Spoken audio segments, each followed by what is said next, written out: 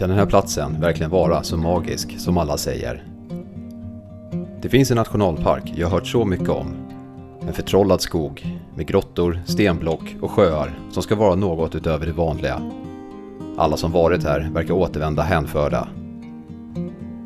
Jag har länge velat göra resan själv och nu är det dags att ta reda på om det verkligen lever upp till sitt rykte. Välkommen till Scandinavian Wilderness och till Tivedens nationalpark.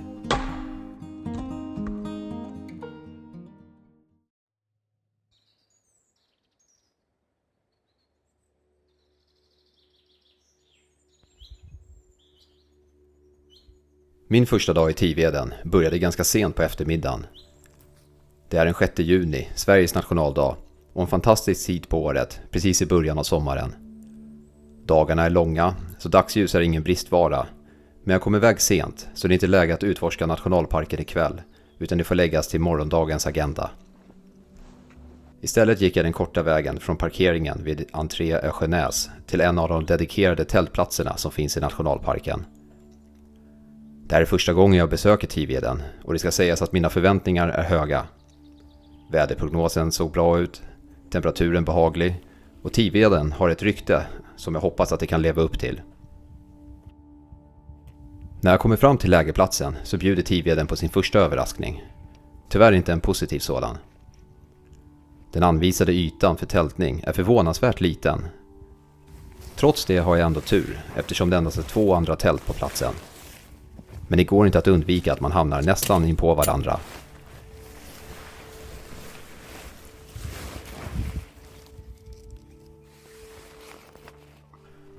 Tiveden har en del, kanske onödigt krångliga regler om vart och när man får campa i nationalparken. Men mer om dem senare. I övrigt är platsen vackert belägen precis intill sjön. Här finns både eldstad och ved, vilket gör det enkelt att skapa en trivsam kvällstund.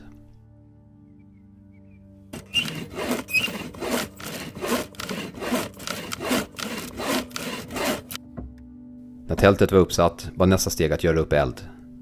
Att ved tillhandahålls på lägerplatserna är verkligen en uppskattad service. Det underlättar mycket och minskar risken för slitage på naturen.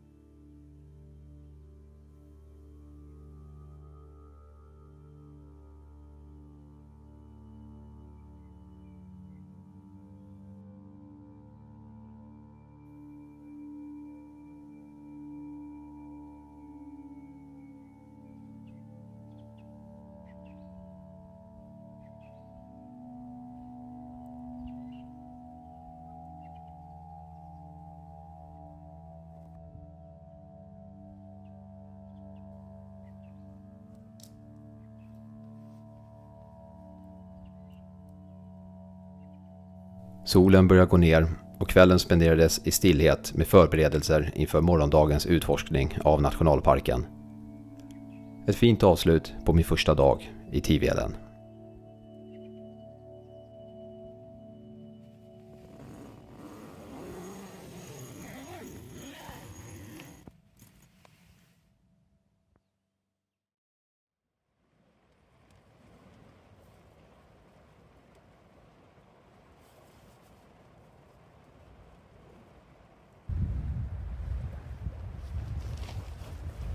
På morgonen när jag vaknade visade det sig att sämre väder hade dragit in. Det var blåsigt och regnade lite, men det såg ut att snart gå över.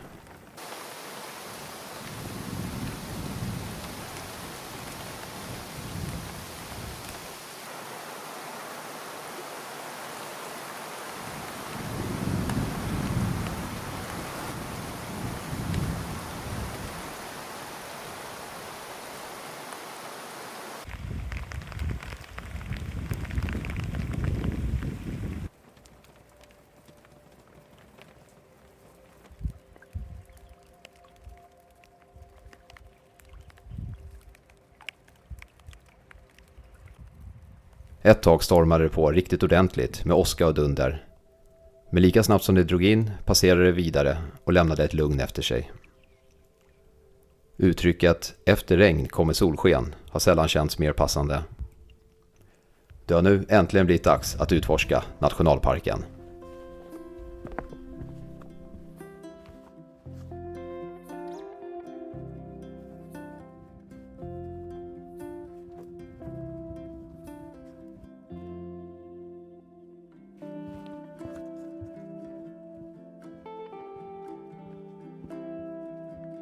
Om man vill övernatta i Tiveden finns ett antal strikta regler att förhålla sig till.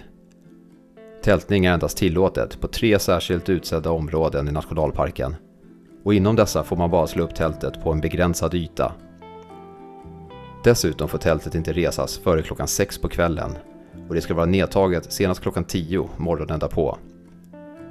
I vanliga fall har jag inget emot regler som styr vart man får övernatta.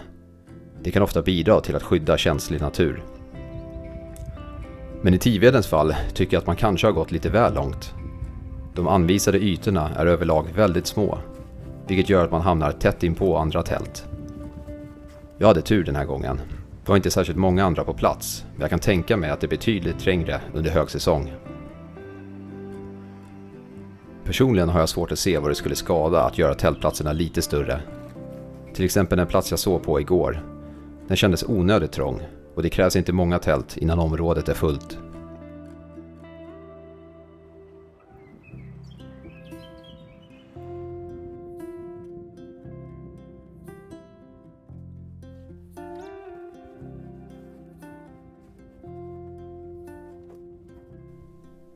Jag har nu kommit fram till Kärringudden, vilket är en av de anvisade lägerplatserna där man får slå upp sitt tält för natten. På många sätt liknar den platsen vid Ösjönäs där jag tillbringade gårdagen. Eldstad, ved och ett fint läge vid en sjö.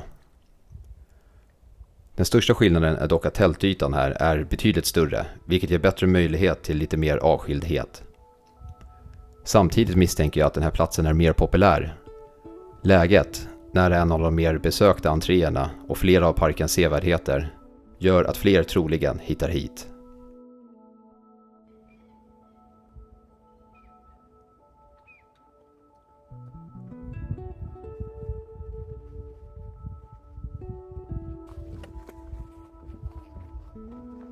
Från Kärringudden är det bara omkring 500 meter till entré Vitsand.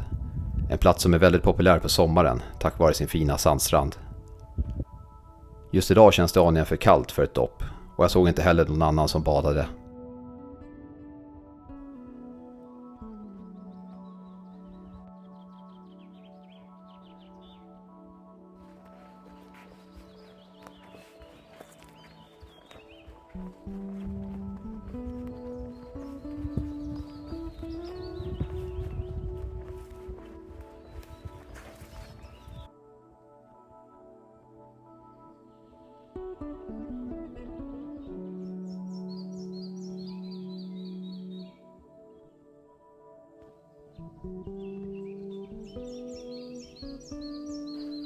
Turen fortsätter, nu mot Vitsandsgrottorna.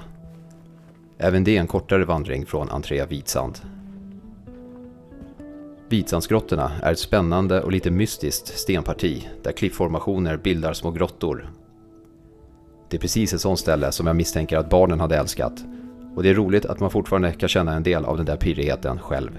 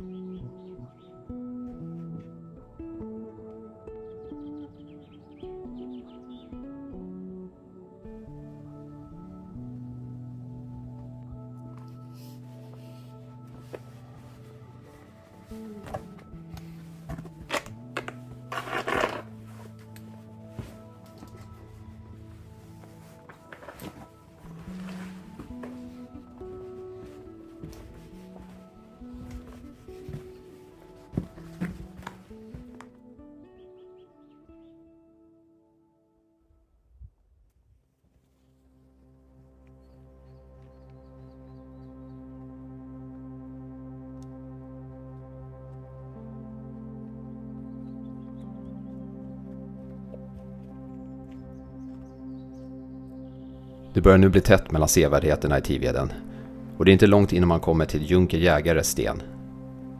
Den 15 meter höga blocket är en imponerande syn där det står på högkant.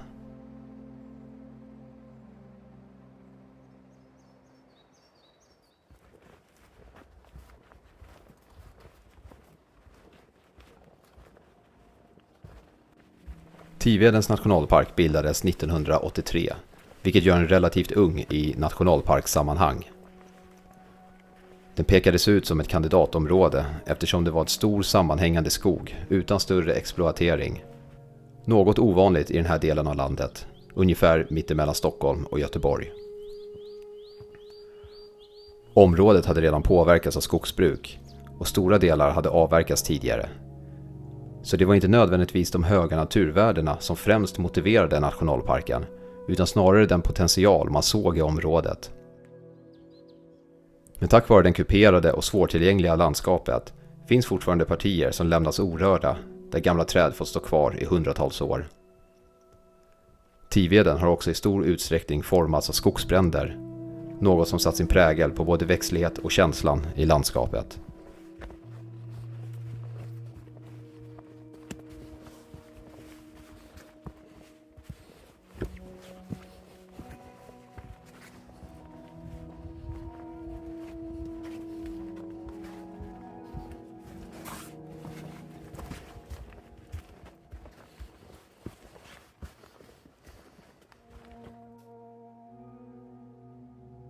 En särskilt intressant plats i Tiveden är Stenkällan.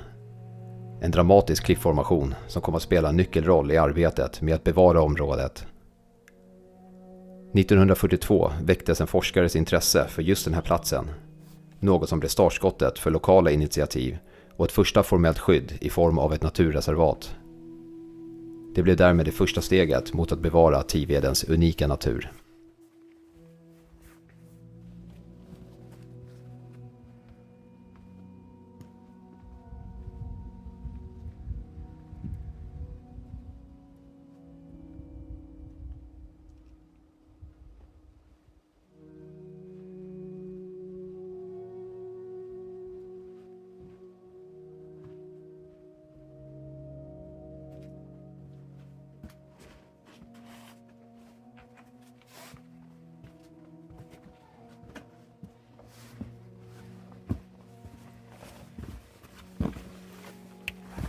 Det finns gott om leder i Tiveden och det är lätt att utforska nationalparken. Men man bör vara medveten om att terrängen ibland är ganska krävande med många höjdskillnader, så vandringen kan bli mer utmanande än den först kan verka. Tiveden är en mycket populär destination och under sommaren kommer många besökare till nationalparken. De flesta är ute på dagsturer och många av sevärdheterna kan nås relativt lätt från parkens entréer. Alla människor kan utgöra en påtaglig kontrast till den annars vilda och orörda känslan som nationalparken har. Eftersom man även saknar friheten att välja tältplats själv utan är hänvisad till vissa områden, tror jag att Tiveden passar bäst att besöka under lågsäsong, när tempot är lugnare.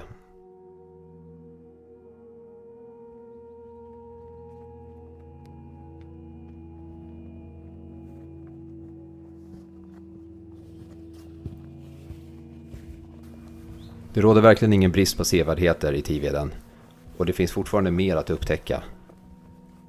Nu börjar jag närma mig huvudentrén och därifrån väntar en kortare vandring till mitt slutmål för dagen, Metersjön. Det är den sista av de 3 platserna som man får tälta på i nationalparken. Då har jag besökt alla 3 lägerplatserna så man kan få en uppfattning vilken man tycker bäst om. På vägen mot Metersjön passerar jag ett litet märkligt område. Träden är liksom av på mitten och jag får uppfattningen att det inte är skapat av mänsklig hand utan snarare något naturligt. Jag funderar på om det kan vara ett angrepp av granbarkborren. Något man ofta ser varningar för när man är ute i olika naturreservat. Om du som tittar vet vad det kan bero på, lämna gärna en kommentar.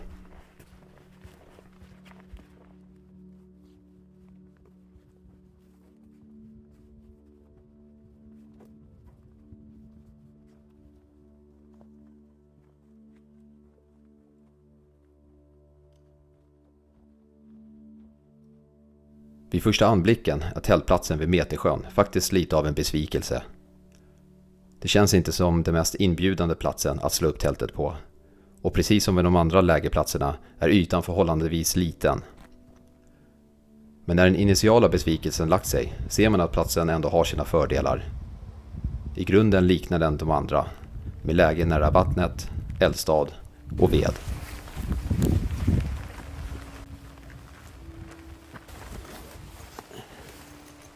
Precis när jag fått upp tältet drog plötsligt en regnskur in som jag nu kunde njuta av innanför tältet. Det dröjde inte länge innan regnet drog vidare och vädret blev bra igen.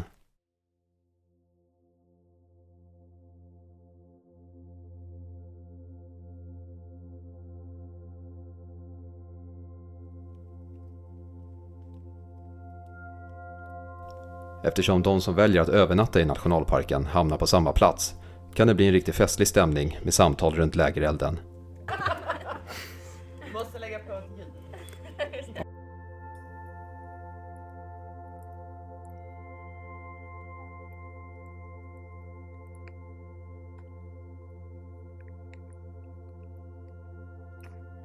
Ju längre natten gick, desto vackrare blev vyerna nere vid sjön. Ett perfekt avslut på en riktigt fin dag.